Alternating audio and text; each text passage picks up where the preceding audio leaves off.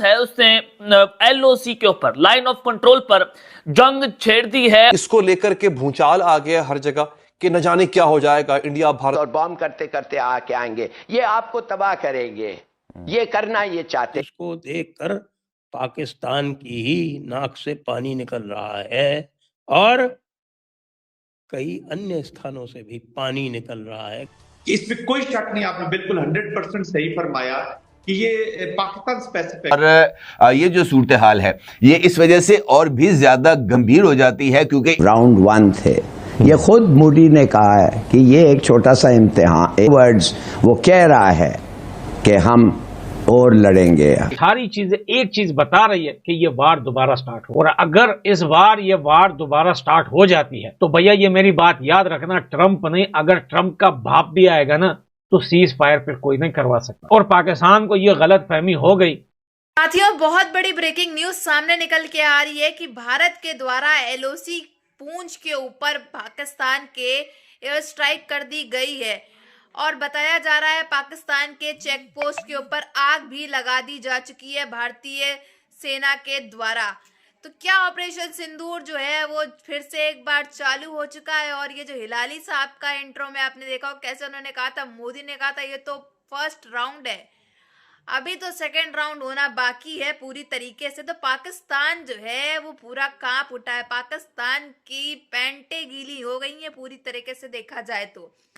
पाकिस्तानी अवाम भी इस समय काफी ज्यादा डर में है कि आखिर ये हो क्या रहा है हमारे यहाँ, और पाकिस्तान की सेना तो आए दिन रोज जहन्नुम के रास्ते में पहुंच ही रही है। तो बहरहाल पूरी वीडियो देखते हैं, फिर मिलते हैं वीडियो के एंड में। तो मेरे ख्याल में सेकंड राउंड होगा और हमें तैयार होना चाहिए। उसको ये भी पता है कि उसकी इकोनॉमी बड़ी है, उसके पास अभी भी हथियारें हैं जो इस्तेमाल कर सकता है, तो वो करेगा। में आप इंडिया को अगर देखें, हमारा आईआर का एक सिंपल सा प्रिंसिपल होता है कि ट्रूप्स की movement on ground if it is backed by the political rhetoric, इसका मतलब है द वॉर इज कमिंग। ठीक, इंडिया के कॉन्टेक्स्ट में अगर आप देखें तो 416 to 419 बिलियन डॉलर की वो वेपन प्रोक्योरमेंट कर रहे हैं ऑपरेशन मार्का हक और बुनियानुल मरसूस के बाद।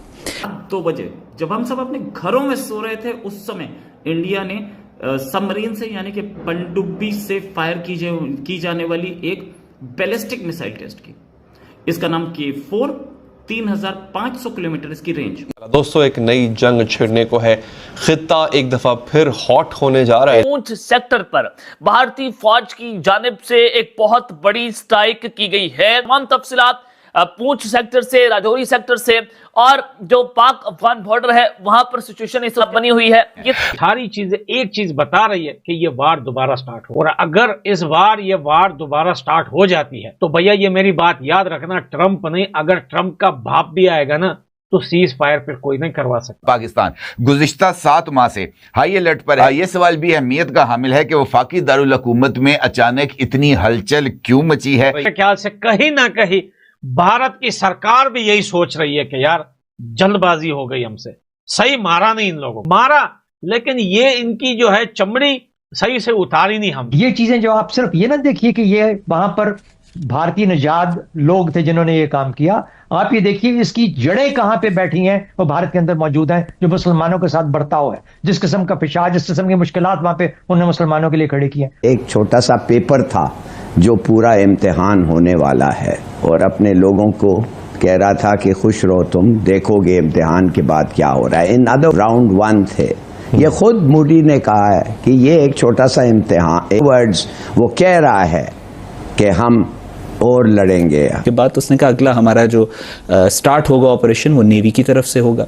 It doesn't matter at all, जब 2 न्यूक्लियर पावर कॉन्फ्रंट्रेशन की तरफ आती हैं तो फिर भूल जाता है ट्रिगर क्या होता है। सो आई डोंट थिंक कि उनको अभी जो उनके पॉलिटिकल जो स्टेटमेंट्स हैं उनको देख के तो लगता है कि शायद पहलगाम का ही बहाना करके ये दोबारा से उसी के ऊपर बिल्ड अप करें। दोस्तों जैसे हमें और आपको दिख रहा था कि यार सीज फायर हो गया, जंग रुक गई, लेकिन ये मामला कुछ उस तरह नहीं है।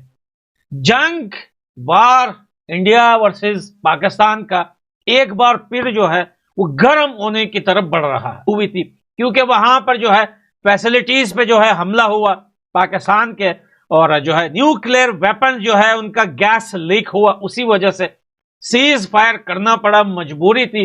लेकिन मसले जो अभी दिख रहे हैं, न्यूज जिस तरीके से आ रही है, न्यूज थोड़ी अच्छी नहीं आ रही। एलओसी के हालात ये बताते हैं, पाकिस्तान की मीडिया और पाकिस्तान की सेना इस टाइम जिस तरीके से अपने गधे से नहीं उतर रही, सारी चीजें एक चीज बता रही है कि ये वार, भारत की सरकार भी यही सोच रही है कि यार जल्दबाजी हो गई हमसे, सही मारा नहीं इन लोगों को, मारा लेकिन ये इनकी जो है चमड़ी सही से उतारी नहीं हमने, ये फिर भी जो है वही बातें कर रहे हैं, वही जो है डोल पीट रहे हैं अपनी। इतने सारे लोग इनके मरे यार, इतनी खराबियां, 12 बेसिस तबाह हुए हैं, लेकिन ये फिर भी अपनी वही जो है पुरानी हरकतें दोबारा से जो है वो करते जा रहे हैं। तो ये बात याद रखना, ये मैं अंदर की बात नहीं बता रहा, ये न्यूज देखता हूं और बहुत सारे लोगों की वीडियोस देखता हूं, तो ये सारी बातें जमा करके आपको बता रहा हूं कि चांसेस है कि ये वार दोबारा स्टार्ट हो जाए। और ये पाकिस्तान के समझ में ये बात नहीं आ रही, इसको लगता है यार अब सीज फायर हो गया, मसला खत्म हो गया, ये पाकिस्तान के नुकसान में, इसको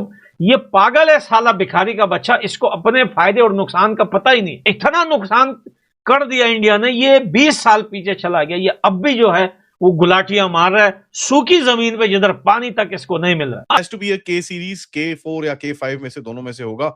And of course, we've also tested the Akash LG NG, which is the next generation. तो दोनों के ऊपर जरा थोड़ी बात करते हैं। जो भी SLBM का ये सीरीज टेस्ट हुआ है, it has been tested from the INS Aridhaman.